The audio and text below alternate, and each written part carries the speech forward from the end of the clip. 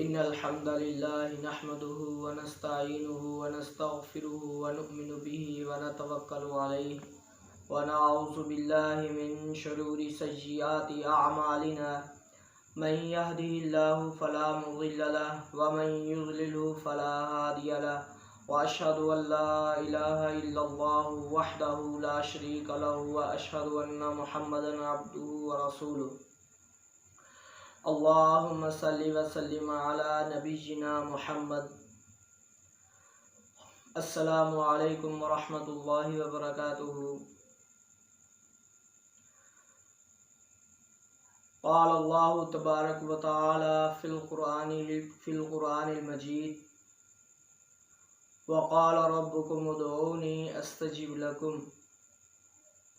اللہ تبارک اسمہ و تعالی کی ذات فرماتے ہیں کہ تم مجھ سے دعا کرو میں تمہاری دعا کو قبول کروں گا. سورۃ المؤمن ہے، آیت مبارکہ 60 ہے، پارہ 24واں پارہ ہے. اس کے اندر اللہ کے پیارے نبی صلی اللہ علیہ وآلہ وسلم نے فرمایا کہ دعا ہی عین عبادت ہے. دعا ہی عین عبادت ہے. اللہ کے نبی صلی اللہ علیہ وآلہ وسلم کی ایک حدیث ہے، سعد رضی اللہ تعالیٰ عنہ کے ایک بیٹے سے روایت ہے کہ انہوں نے کہا کہ میرے والد نے مجھے کہتے ہوئے سنا کہ اے اللہ میں تجھ سے جنت کا اور اس کی نعمتوں کا، لذتوں کا اور فلاں فلاں چیزوں کا سوال کرتا ہوں، اور میں تیری پناہ مانگتا ہوں جہنم سے، اس کی زنجیروں سے، اس کے طوقوں سے اور فلاں فلاں بلاؤں سے.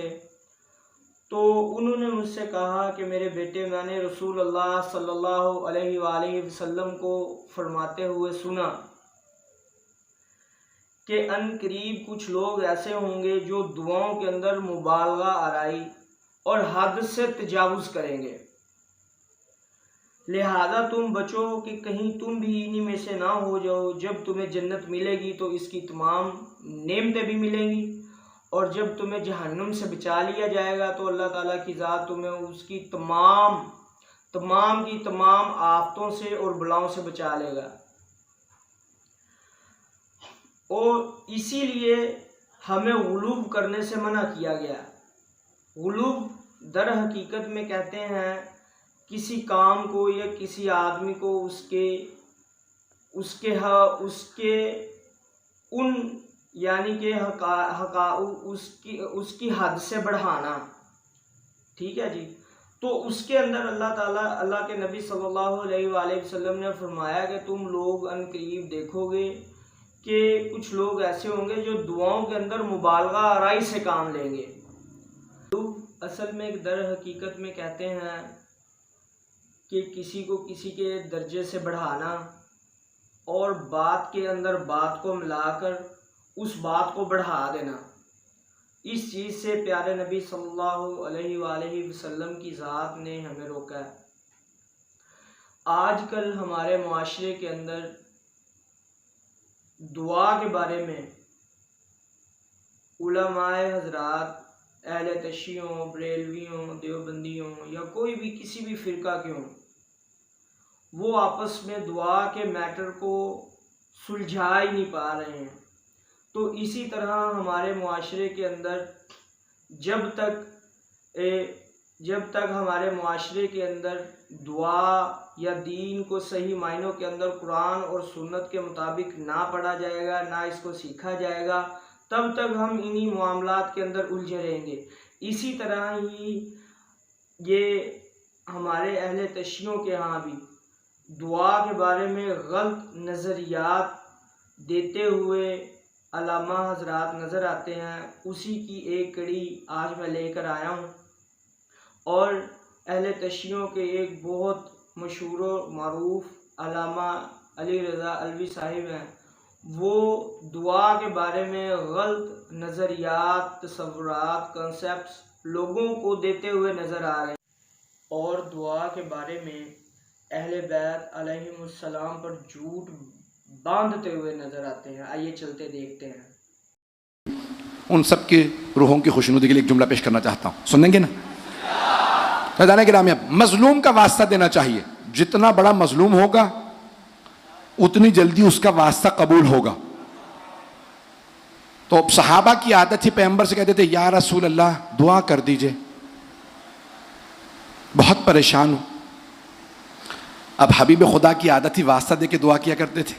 حنفی بزرگ ہیں ایک بہت بڑے, حنفی, جعفری نہیں, صوفی ہیں, بہت بڑے حنفی بزرگ ہیں. انہوں نے اپنی کتاب میں لکھا, وہ کہتے ہیں کہ جیسے ہی صحابہ آتے یا رسول اللہ میں بہت پریشان ہوں آپ دعا کر دیجئے, تو پیغمبر اسلام ہاتھوں کو بلند کرتے مسجد نبوی میں, پروردگارا تجھے علی کا واسطہ, نہیں ہے مجمع, سارا مجمع نہیں ہے, چلتے رہیے گا, پروردگارا تجھے علی کا واسطہ اس کی پریشانی دور کر دے. ایک پریشانی دور ہوئی, دوسری پریشانی کھڑی ہو گئی. ارے خود ہی دعا کر دیتے, یہ علی کا واسطہ دے دیا. تو اس زمانے میں بہت سوں کو علی کا بڑا بغض تھا. تو اب کہا یا رسول اللہ میں بھی پریشان ہوں, میرے لیے دعا کر دیں. جناب ختمی مرتبہ نے ہاتھ اٹھا, پروردگارا یہ بھی پریشان ہے, اس کی پریشانی علی کے واسطے دور فرما دے. ایک تیسرے صحابہ آئے, انہوں نے کہا یا رسول اللہ بہت ہی پریشان ہوں, بچے بھی بیمار ہیں, گھر والے بھی بیمار ہیں, آپ دعا کر دیں. کا پروردگارا علی کا واسطہ. اب برداشت ختم ہو گئے. ان میں سے ایک نے دوسرے سے باہر جا کے کہا میں پریشان تو علی کا واسطہ, تو پریشان تو علی کا واسطہ, وہ پریشان تو علی کا واسطہ. یہ کب تک علی کا واسطہ چلے گا؟ تو وہ دوسرے صاحب بولے زیادہ نہ خفت اٹھا, زیادہ غصے کی ضرورت نہیں ہے, جب علی پہ وقت آئے گا نا تو پھر تیرا میرا واسطہ ہوگا. پتہ نہیں لوگ ہیں یا نہیں ہیں, کیسی کیسی خوش فہمیاں لیے بیٹھے تھے. چلتے رہیے گا بھائی, جس محبت سے سن رہے ہیں رات کے اس پہر کے اندر. تو ایک مرتبہ کہا کہ بھائی بس دعا مانگو کہ علی بھی پریشان ہو. تو کہا کیا ہوگا؟ بھائی ہمارا واسطہ ہوگا.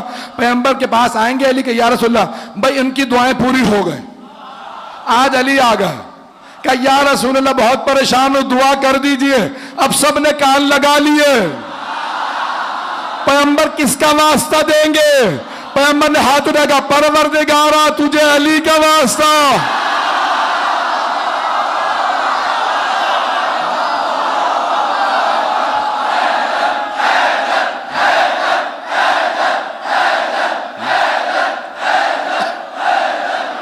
چلیے گا بس بھئی جیسے پیغمبر نے ہاتھوں کو بلند کیا, کہا پروردگارا تجھے علی کا واسطہ, علی کی پریشانی دور فرما دے. بھئی جناب امیر نے آمین کہا. اب ان میں سے ایک صاحب سے رہا نہیں گیا, بول اٹھے, کہا یا رسول اللہ میں پریشان تو علی کا واسطہ, یہ پریشان تو علی کا واسطہ, وہ پریشان تو علی کا واسطہ. علی پریشان تو علی کا واسطہ. یہ کب تک علی کا واسطہ چلے گا؟ ہمارا اس کا واسطہ کیوں نہیں آتا؟ پیغمبر نے فرمایا جب میں بھی پریشان ہو تو.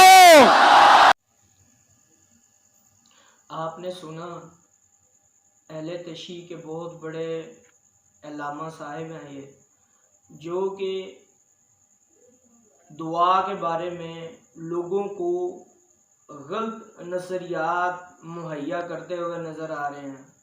حالانکہ اہل بیت علیہم السلام اجمعین انہوں نے اللہ کے نبی صلی اللہ علیہ وآلہ وسلم کے طریقے کے اوپر دعا مانگ کر انہوں نے ہمیں بتایا کہ دعا مانگنے کا صحیح طریقہ کیا ہے, اور دعا کیسے مانگی جائے, اور دعا کس طرح مانگی جائے. تو ہمیں یہ بات سمجھنے میں بالکل بھی مشکل پیش نہیں آنی چاہیے.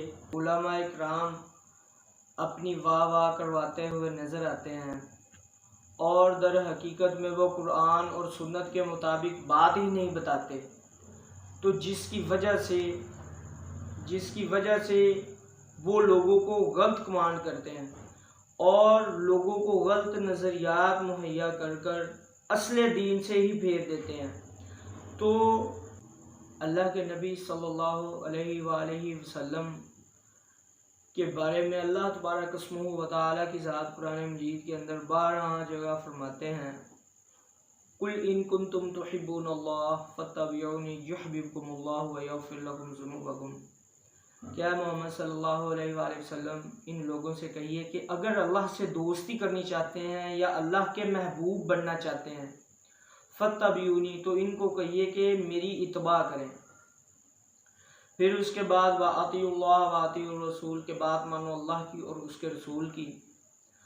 اور اللہ کے پیارے نبی صلی اللہ علیہ وآلہ وسلم نے ہمیں دعا مانگنے کے طریقے بتا رکھے ہیں، اور اللہ تعالیٰ نے ہمیں فرمایا کہ نبی صلی اللہ علیہ وآلہ وسلم کی اتباع کرو، اور نبی کریم صلی اللہ علیہ وآلہ وسلم کی ذات نے ہمیں بتایا کہ دعا کیسے مانگنی ہے اور کس طرح مانگنی ہے۔ آپ کتب حدیث کا جب مطالعہ کرتے ہیں تو انشاءاللہ العزیز میں وقتاً فوقتاً وہ ساری دعائیں آپ لوگوں کو، اللہ کے نبی صلی اللہ علیہ وآلہ وسلم کی وہ تمام دعائیں انشاءاللہ العزیز میں آپ لوگوں کے سامنے رکھوں گا وقتاً فوقتاً، کہ جو اللہ کے نبی صلی اللہ علیہ وسلم نے کن کن موقعوں کے اوپر مانگی ہیں، اور دعا مانگنے کے صحیح طریقے قرآن اور سنت کے علاوہ ہم کہیں سے بھی نہیں لے سکتے۔ نہ ہمیں کوئی مولوی بتائے گا، نہ ہمیں کوئی علامہ بتائے گا، نہ ہمیں کوئی بھی نہیں بتائے گا۔ صرف اللہ اور اس کا رسول صلی اللہ علیہ وآلہ وسلم ہی ہمیں صحیح دین بتائیں گے، اور اسی کے لیے ہی میں نے یہ تھوڑی سی محنت کی ہے کہ اللہ تعالیٰ کی ذات جو ہے وہ میری اس محنت کو اپنی بارگاہ کے اندر قبول و منظور فرمائے، اور انشاءاللہ العزیز یہ پلیٹ فارم جو ہے یہ قرآن اور سنت کا ہے۔ انشاءاللہ العزیز ادھر سے جو بات بھی ہوگی قرآن اور سنت کے مطابق ہوگی، اور انشاءاللہ العزیز یہی چیز میری اور آپ کی کامیابی کا راز ہے، اور اسی کے ذریعے سے ہی کل ہم اللہ تعالیٰ کے سامنے کھڑے ہو کر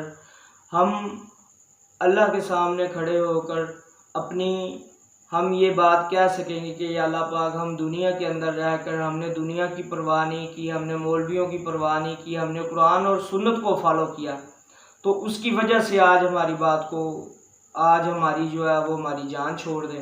تو انشاءاللہ العزیز اللہ تعالیٰ کے ہاں یہ چیز ہمارے چھٹکارے کی وجہ بننے والی ہے، اور اگر ہم نے قرآن اور سنت سے منہ موڑا تو یہ چیز ہمارے خلاف اللہ تعالیٰ کے ہاں ہماری پکڑ کی وجہ بننے والی ہے۔ تو اسی لیے ہمیں صحیح معنوں کے اندر قرآن اور سنت کا مطالعہ کرنا چاہیے، اور انشاءاللہ العزیز قرآن مجید کو صحیح معنوں کے اندر اور احادیث کو صحیح معنوں کے اندر ہم انشاءاللہ العزیز وقتاً فوقتاً بیان کرتے رہیں گے۔ اللہ تعالیٰ کی ذات ہماری اس چھوٹی سی کاوش کو قبول و منظور فرمائے۔ ہم سب کی کامیابی کا ذریعہ ہی صرف قرآن مجید اور احادیث رسول صلی اللہ علیہ وآلہ وسلم ہے، تاکہ ہماری دنیا میں اور آخرت میں ہماری نجات ہو سکے۔ میری آپ کے ساتھ جو گفتگو ہوئی ہے اس کا نتیجہ یہ ہے کہ جس طرح کہا گیا اس طرح کرنا، جتنا کہا گیا اتنا کرنا۔ کسی شاعر نے خوب کہا ہے، وہ ایک سجدہ ہے جسے تو گراں سمجھتا ہے، 1000 سجدوں سے دیتا ہے بندے کو نجات۔ ایک نکتے نے محرم سے مجرم بنا دیا، ایک نکتے نے محرم سے مجرم بنا دیا، ہم دعا لکھتے رہے وہ دغا پڑھتے رہے۔ ان کی یہ بہت ڈیپلی ہیں، انشاءاللہ العزیز پھر کسی وقت میں ان کی تشریح کروں گا۔ تو اللہ تعالیٰ سے دعا ہے کہ جو سنایا اللہ تعالیٰ صحیح معنوں کے اندر اس کے اوپر عمل کرنے کی ہمیں توفیق عطا فرمائے، اور صحیح معنوں کے اندر قرآن و سنت کی بات کو سمجھنے کی توفیق عطا فرمائے۔ وما علینا الا البلاغ۔